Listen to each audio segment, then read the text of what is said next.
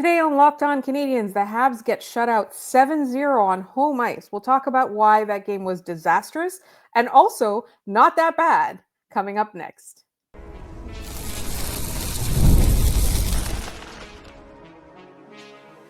You are Locked On Canadiens, your daily podcast on the Montreal Canadiens.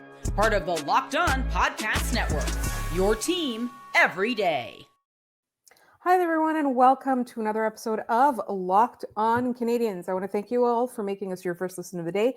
As you know, we're free and available wherever you get your podcasts, as well as on YouTube. It's part of the Locked On Podcast Network, now the #1 sports podcast network. All thanks to you. My name is Laura Saab, also known as the Active Stick, and I'm joined, as always, by my wonderful co-host, Ian Boisvert, also known as Maybe It's Ian. Ian, that game was not one for the ages for the Montreal Canadiens. That was, I just want to start with this. Our listener of the show, Robert Rice, was at this game, and I'm sorry. I'm sorry you paid money for that. This show's free for what it's worth. I am sorry. As somebody who's going to their first game at the Bell Center very soon, this kind of game, paying money to go see it, regardless of whether or not you think the team deserved the result, blah, blah, blah, whatever. This kind of result is nightmare fuel. Like, I cannot, it's a 6-hour drive up there, spent a lot of money to stay up there, spent a lot of money on these tickets. To have that happen, Robert, my thoughts are with you during this trying time. All right. I also want to shout out a listener that I met yesterday who was very gracious. I didn't get your name. I was so sorry. But thank you for saying hi and your kind words and for listening. We're so grateful to you guys. All right. Let's talk about that game. We are going to talk about the implications of Alex Newhook's injury. And then later on, we do have our Friday mailbag. And I do want to say that the Friday mailbag, obviously, because there's so much to talk about in our first two segments, if there's any topics we don't cover in the mailbag, we will be carrying them over to next week, whether it's during the week or for that mailbag episode. So please don't worry if we don't get to your question. But all right, let's talk about that game. The Habs had a fantastic first period. Which seems absurd to say right now. Yeah, it does. But it was a good rebound period from the game that they had against LA. They weren't very good.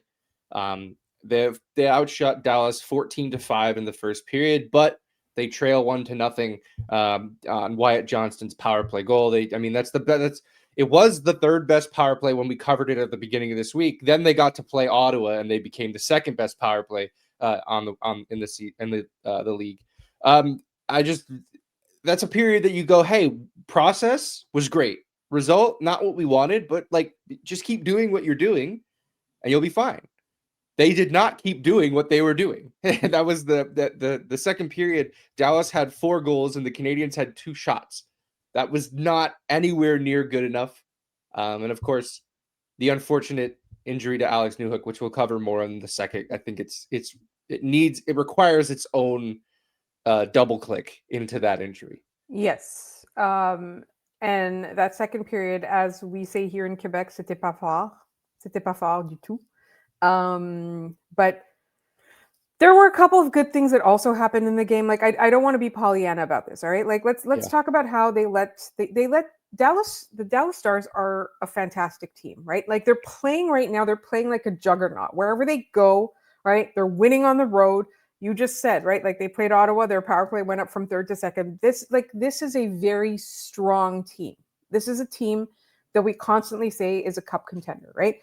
The Montreal Canadiens needed to prove that they could hang with them. I don't think that we would have been upset about the loss if the process itself carried over through all 3 periods, right? Sure. If this was a game where the Montreal Canadiens played like period 1 in periods 2 and 3, and then it came out like they lost 3-1 or whatever, nobody would be upset. The problem that we're having right now is that we are having goaltending nightmares. And every time Samuel Montembeault lets in one bad goal, we cling to our emotional support, Jakub Dobes. And tonight, unfortunately, Jakub Dobes allowed a lot of goals. It was his first real dud of the season. Yeah. Of his career. Yeah, honestly. I think that's fair. Yeah. And I think the problem is even when Dobes and Montembeault have had rough goes to start the season, usually the offense has been good enough and they've been shooting at a high enough percentage where it didn't matter. They can outscore a lot of their problems. Yeah. I think regression is hitting this offense, and I think it's ugly. goaltending. It's hitting Yeah, Dobes. all of it. I think the biggest thing is that if that was not a factor, if this was something where a poor performance by one goaltender was followed up by a world-beating performance by another, we wouldn't be having this emotional reaction to this right now. There are a lot of people thinking about, like the Canadiens were never that good. That I don't want to hear anything like that. I think the Montreal Canadiens are a great team, but they're not the Dallas Stars. Yeah, they're not the Stars. They're not the Kings. Like They're not these the Oilers. yeah, these are, and they hung in there with the Oilers despite having to play against them and the referees. The refs, yeah. This one, the officiating of this one was like, I don't really care. There wasn't. It wasn't anything. a big factor. No, I don't think so. And I think, the if we want to look at positives, one of them was that whatever message was sent to Juraj Slafkovsky after the Kings game, he got it. Yeah. He received it, he studied it, and he started this game. And he was one of Montreal's better forwards. Yeah. You look at the game score after this one, which is analytics folks, they posted. It's essentially like expected goals and stuff to just put into a chart. He was the Canadiens' best player. Lane Hutson had probably the worst game of his career. It was very ugly for him.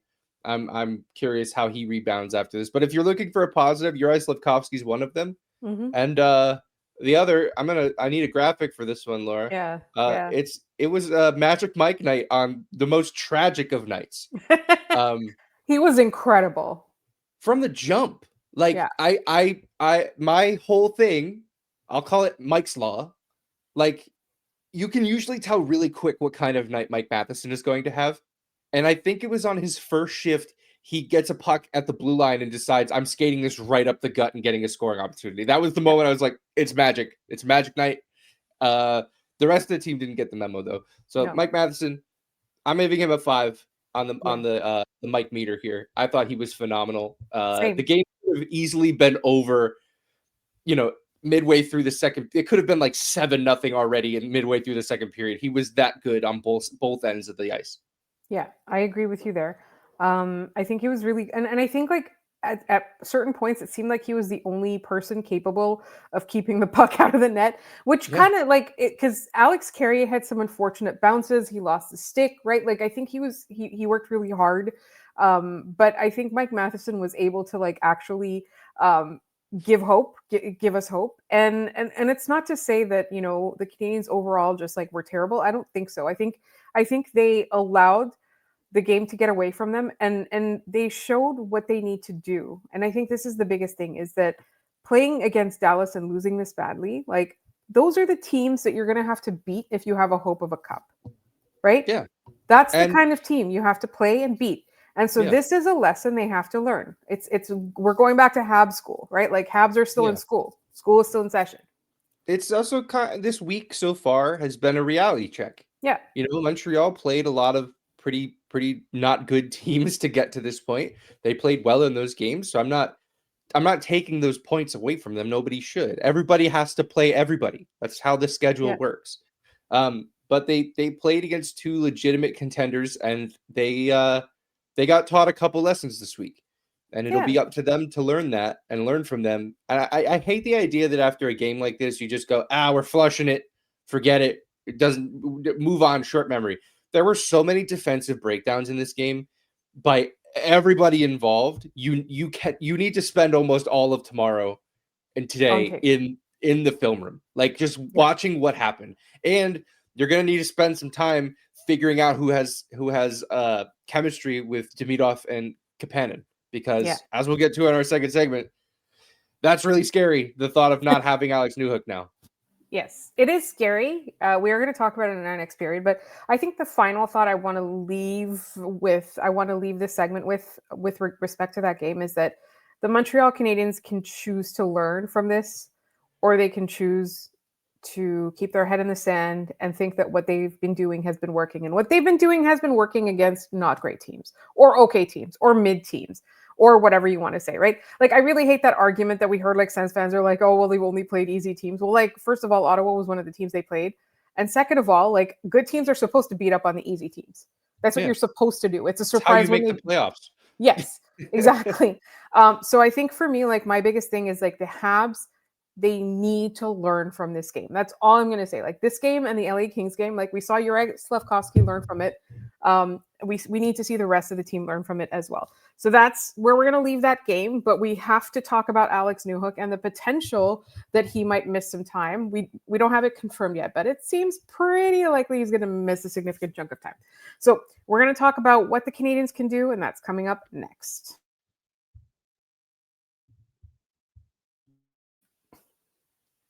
This episode is brought to you by Monarch. Let's be honest, most of us can't even name all our financial accounts, let alone what they're worth. Between 401ks, savings, and investments, it's easy to lose track, and that can mean leaving money on the table. That's why I started using Monarch, an all-in-one personal finance tool that brings your entire financial life together in one clean, easy-to-use interface on your laptop or on your phone. It's helped me organize my accounts, track my spending, and get a better handle on my investments without having to touch a spreadsheet. Don't love those spreadsheets.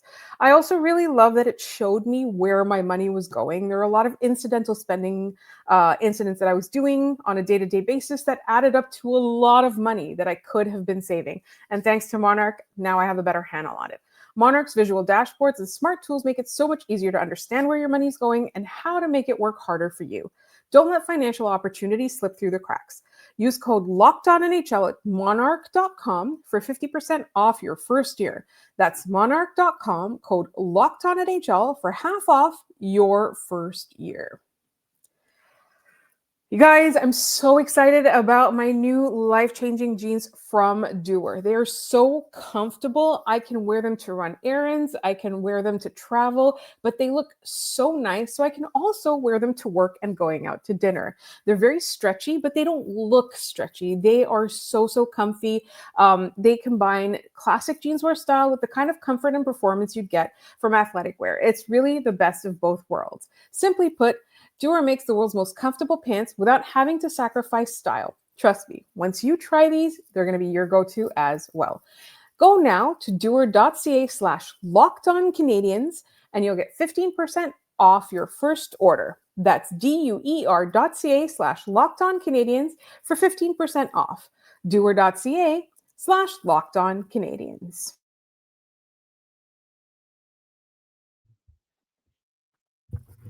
All right, so that Alex Newhook injury did not look good. It does not look like he's going to be back anytime soon. At the time that we're recording this, we don't have an update. We have to be clear on that. Well, Marty St. Louis says he doesn't know the severity of Alex Newhook's injury as he's still being evaluated, which, oftentimes after injuries, you wait for the swelling to go down before you take any kind of imaging. So we'll wait to see what happens there. But also the fact that they don't have an update to me doesn't change much. I do want to say, TSN, what are you doing? What happened? TSN cannot find replays of important plays to save their lives.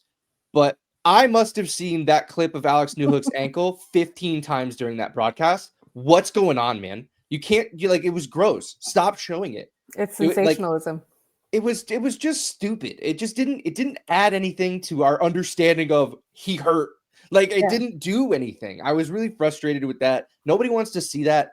They showed it once immediately after, and I went, don't need to see that again. So whatever. We need to talk about the injury. I just need to get that off my chest because I thought it was ridiculous. What do you do? what are you like? I don't even know where to begin with a potential replacement for him.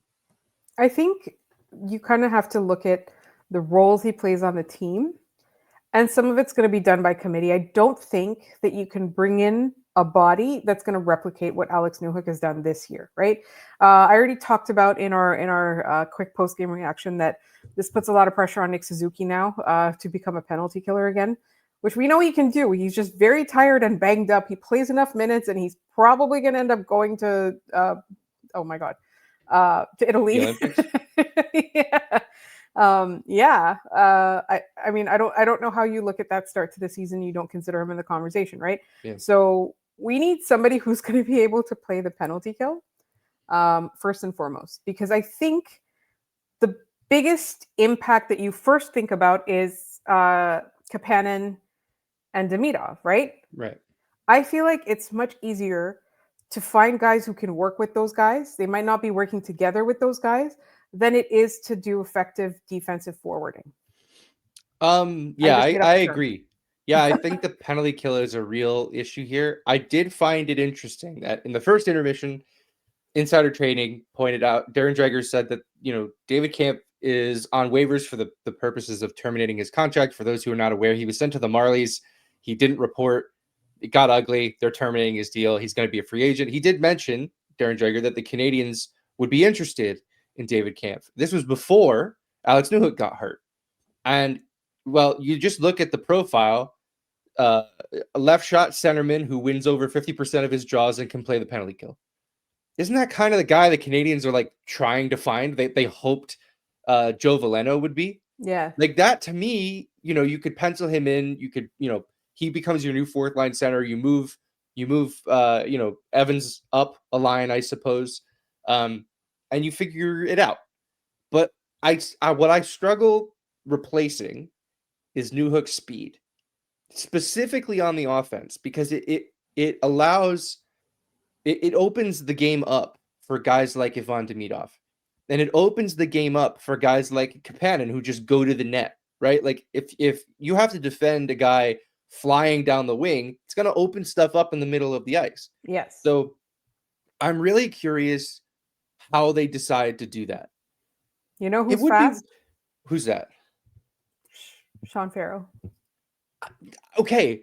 Because we're gonna have Scott on soon. We have to talk about the Rocket. Yeah. Because I'm looking at this and going, you want to replace him if you're calling somebody up from Laval? Shouldn't it be an offensively minded player? Yeah. Like you replacing him with like Owen Beck doesn't do anything for me. Or even Florian Jacki, God love him. Or Florian Jacki. And I know he's an offensive guy, but we've tried it. Joshua Waugh. No.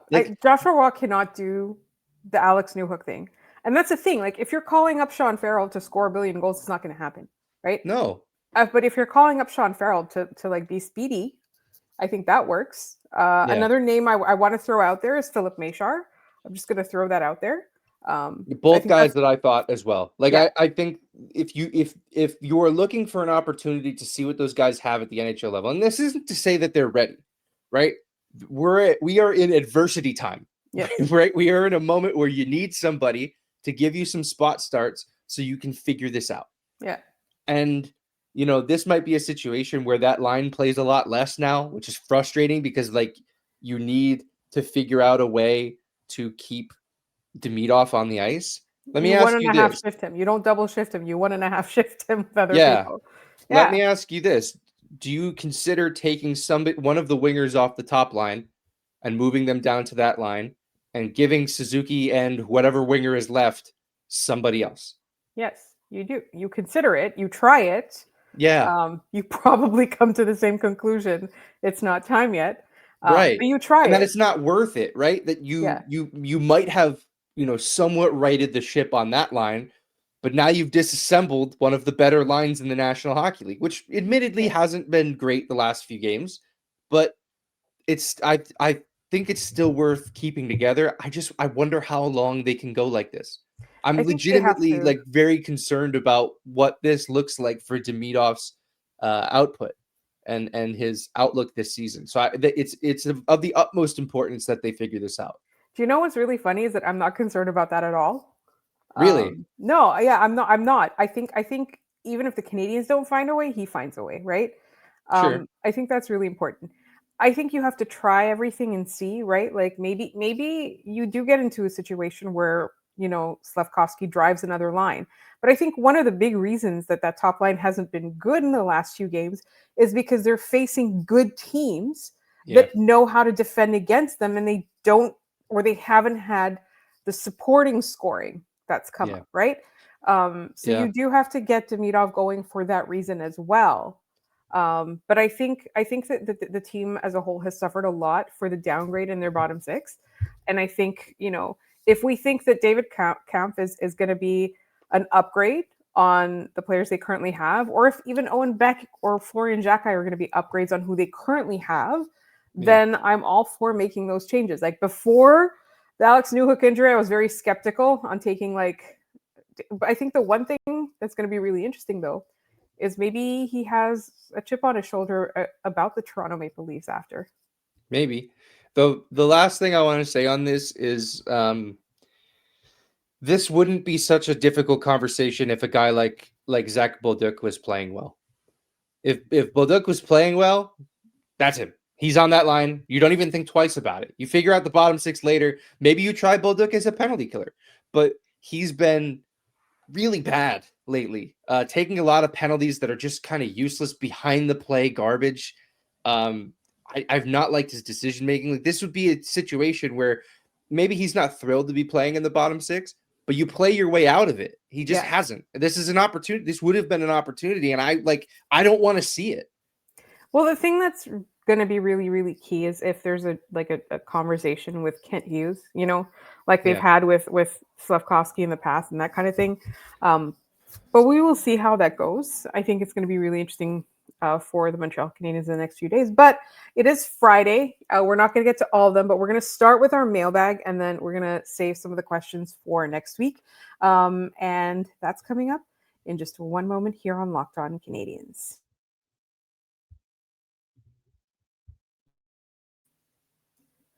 When I'm hydrating, everything just works better. My focus, my energy, my mood, even my skin. That's why I've been using Drip Drop. It's doctor-developed hydration that keeps me running at full power no matter what my day looks like. Drip Drop isn't your average sports drink. It delivers 3 times the electrolytes and half the sugar of leading brands, using a science-backed formula trusted by medical professionals, firefighters, and over 90% of top college and pro teams. I like using Drip Drop as part of my daily routine. I'll mix a packet in the morning before the gym, or crucially, during that midday slump you get at the workday. It actually tastes really amazing. My go-to flavor is grape, and it's become my secret weapon for staying sharp and energized throughout long days. Hydration has become non-negotiable for me. Drip Drop helps me feel sharper, calmer, and honestly just better overall. Right now, Drip Drop is offering podcast listeners 20% off your first order. Go to dripdrop.com and use promo code LOCKEDONNHL. That's dripdrop.com, promo code LOCKEDONNHL for $20 off. Stock up now before the heat hits hard, and keep your body and mind performing at their best with Drip Drop. Hockey season is officially here, and nothing beats being in the arena for those opening games. But let's be real, getting tickets can be a total headache. Between waiting in queues, surprise fees, and prices that jump right before checkout, it's easy to get frustrated when all you want to do is cheer on your team. And that's where Game Time comes in, the app that gives fans the advantage. It's your ultimate life hack for scoring amazing NHL tickets fast, easy, and stress-free. We love Game Time here on this podcast. That's where we get our tickets to go see games together or separately. And we love that you can see the view from your seat before you buy. We love that there's no hidden fees at checkout. And the zone deals are a game changer. You pick the section you want to sit in, and Game Time picks your seats, and then you save big. You can even find NHL tickets for under $25. Take the guesswork out of buying NHL tickets with Game Time. Download the Game Time app, create an account, and use code LOCKEDONNHL for $20 off your first purchase. Terms apply. That's code LOCKEDONNHL for $20 off. Swipe, tap, ticket, go.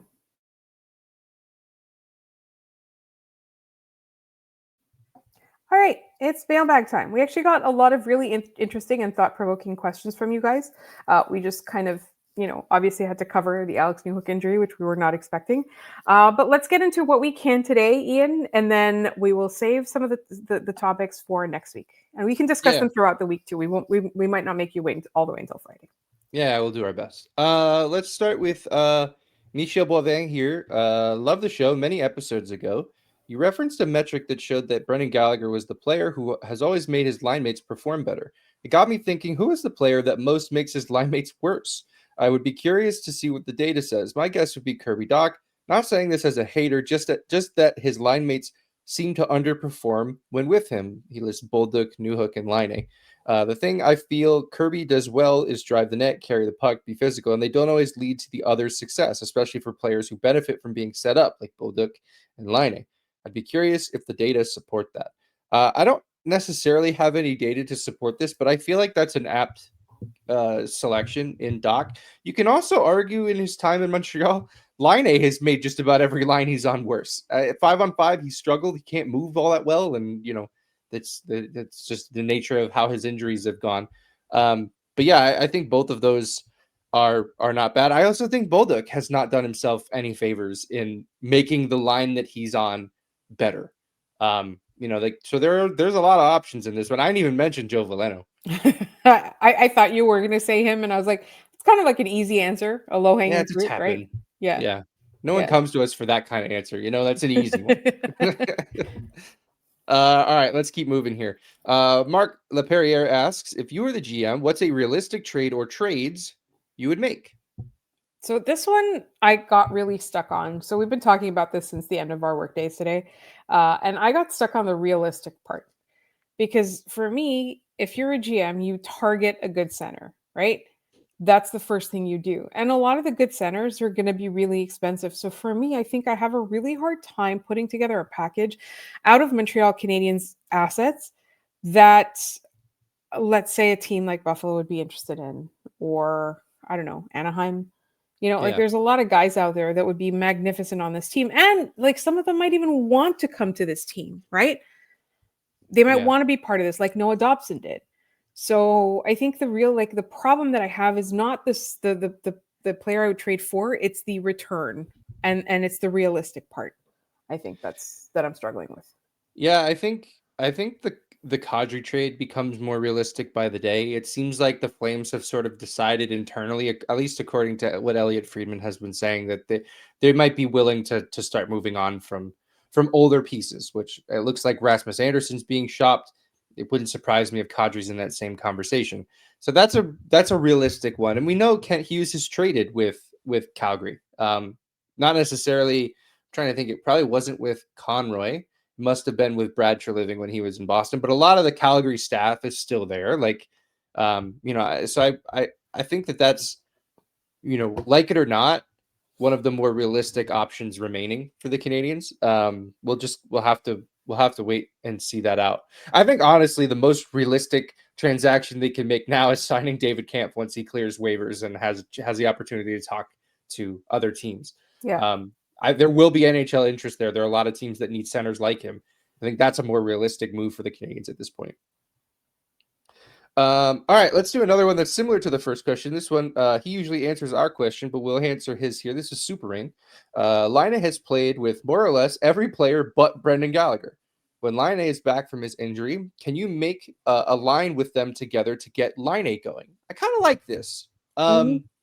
That's going to be a line that you cannot start in the defensive zone because they will not have the speed to get out. That will be a heavily offensive zone starting team, our line. I'm curious who I'd put down the middle on that line. Ironically, I was going to say Alex Newhook. No, Laura, I was going to say that. I know, I'm sorry. I'm sorry, everybody. I didn't mean to bum everybody out, but wouldn't he be perfect there?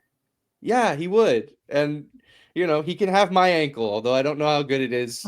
I don't. We don't even know if it's the knee yet. We don't know. His whole leg's messed up. He can have mine. I have a desk job. I stand for this podcast, so maybe I do need my leg actually. Alex, sorry, I can't help you there.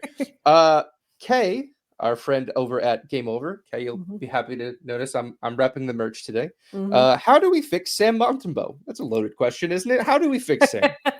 I honestly, so we love Kay, and we don't like talk enough about how much we love Kay. And I also don't like promote like her thoughts and stuff. Like she's like so astute on Twitter, on Instagram, on Game Over. Like I really don't do enough of a job of selling our good friend Kay. So like please check out Game Over, check out Kay Mom. She's fantastic. I have a couple of answers. The joke answer is bribery. You like lay a trail of snacks. He likes snacks. Yes. And I will say though, so like I don't know if you know about this, Ian. Like he's sponsored, McDonald's is sponsoring or whatever. Like there's a a deal, and he like has a poutine, right? Nice. And okay, but the problem is the poutine is not appetizing to me in any way. It's No. like bacon chicken ranch poutine. Okay, but okay, so that's fraudulent because in Toronto, that is Raptors themed. That exact poutine is Raptors Ranch, whatever, and it's that. I think this is just where it's like It's a scam. Yeah, it's a total scam. Way to go, guys. Anyways, and then my real answer is really just like have him go to therapy. I think a lot of people, particularly men, can benefit from therapy. And the reason that I say that is usually because they don't reach out. And this is a good way to remind everyone it is November. It is Men's Health Month. Please see somebody and get some help. There's nothing wrong with it. Absolutely. I think fans too, man. They start when Montembeault came into that game, they chanted Monty when they announced him. And then, I don't know, 10 minutes later, they were giving him the Bronx cheer. Yeah. For like stopping a puck that was bouncing at him, and it was actually kind of difficult to stop. But like I don't know. I think we got to be nicer to Monty. Yeah, we all do. All right, last one here. This is a fun one to end on. Our buddy Andy at Rally Cap on Blue Sky sent a bunch. We'll be covering. I'll cover the rest of these later this week, I think. But this one's just a quick one. What's your favorite game on your phone? Oh, I'm gonna out myself now. I like to play this match 3 game called Royal Match. And it like has ads everywhere, and I fell for the ads, like on TikTok, on Instagram, like I'm always seeing those ads, and then I fell for the ads, and I didn't know this, but apparently there's lots of games where like there'll be an ad on another app, and then when you download the game and try to play it, it's completely different. But Yes, this is not trash. right. Yeah, This is exactly how it advertises itself, and so like I have been like, this is like my go-to game, and I've been playing it for like 2 or 3 years. Like it's like sometimes people will be like, what level are you on, and then they'll judge me for it. So now everyone knows that I'm addicted to that. Like if you see me on the train, that's probably what I'm playing. On the plane, that's what I'm playing. Not while I'm driving, I promise you that. Yeah, I mean, it may shock people to hear this because I love video games. I don't really play a lot of games on my phone. I'd much rather like have my Switch or my Steam Deck and play on there. But if I'm on my phone, it's probably Balatro, which was a big indie game that came out over the last few years. It's a very odd take on poker. It doesn't. I don't do it justice to explain it. Just go get a copy of it on your phone and try to figure it out. If you haven't played it, it's incredibly addictive. There's no actual gambling involved. Don't worry. It's all in-game, just fake currency. You can't do any kind of microtransactions. But yeah, if you see me playing a game on my phone and tapping away, I'm playing Balatro. It's that. All right, let's leave that there. We made it through a late night recording after a 7-0 loss, so cut us some slack. I hope you guys enjoyed it. Let's do our trivia and head out of here. Yesterday's question: playing for the Dallas Stars, Guy Carbonneau would score his final point in Montreal on December 1st, 1999. It was an assist on this future Hall of Famer's goal. Laura, who is this Hall of Famer that Guy Carbonneau got his last point in Montreal? Foot in the crease. It was foot in the... Yes, it's Brett Hall. We Went Blues. For those... Do you know about We Went Blues? No, I don't know. I posted it in the group chat, and the crowd went mild. Like, it didn't hit. At the Blues championship parade, he was a little overpoured. And he says, he's like, everybody was saying let's go Blues, but they did it, so let's say we went Blues. It's it was nuts. The guy was out of his mind. Yes, it was Brett Hull, a goal scored against Jose Theodore. The correct answers came to us from Curtis Martin, Mark Couturier, Joe Segreto, and our buddy Super Rain, who always has the answers to all of these. Today's question, we mentioned therapy. Rye of Wolf on Blue Sky says, can't wait for the podcast in the morning. Might need a segment called therapy session after this one. So that's what we're going to do. There's not really a wrong answer to this one. The question is, how do you feel right now? Like, what's going through your head? Let's try to keep it clean, obviously. We go through all these comments, so let's be careful. But how do you feel? We want to hear it. Maybe we'll cover it on Monday after whatever happens in this Bruins game. Yeah. We'll use the trivia section at the end of our show to sort of cover off on that. But how do you feel? If you have a thought, send it to us any way you know how, and we'll give you a shout out on the next episode of the show. You heard the man. So you can reach us. Email is probably the best way, lockedoncanadians@gmail.com. You can also leave comments in the YouTube comments. You can find us all over social media. We're on Instagram, TikTok, and on Blue Sky at Locked On Canadians. So please feel free to reach out to us on any of those channels. We want to thank you, obviously, for listening. We also want to remind you, like, this is a long season. We're going to be here every weekday. So please subscribe to this podcast wherever you get your podcasts, as well as on YouTube. Like I said, we're free and available, and we're part of the #1 sports podcast network. So please check us out. Also check out Locked On NHL. Like, the game night guys are killing it. They have recaps of every night of hockey in the NHL. It's fantastic. It's super fun. So make sure you check them out. On social media, you'll find my co-host at maybe it's Ian. Maybe it's Ian. Not maybe it's even. Maybe it's Ian. You'll find me at The Active Stick. Thank you so much for listening, and we'll be back on Monday.